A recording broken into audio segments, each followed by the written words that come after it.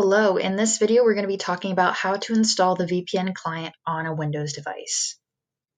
So to start off, let's talk about what VPN is.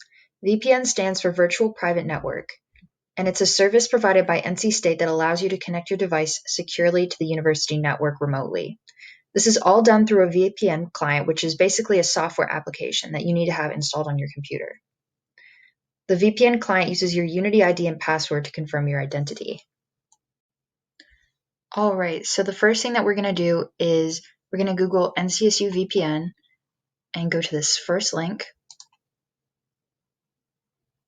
All right, and then we're going to scroll down to Windows 10. Click on that.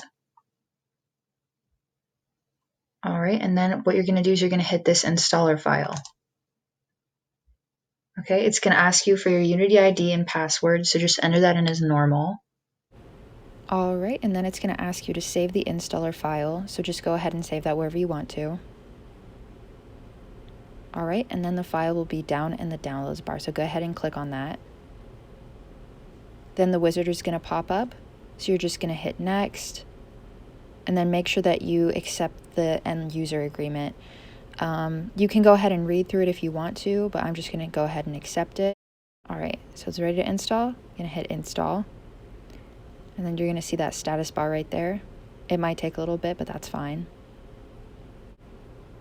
All right, and it should be finished.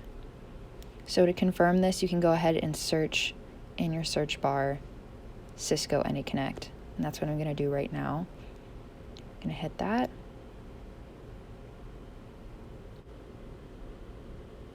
All right, and then you're ready to connect. Thanks for watching, Wolfpack.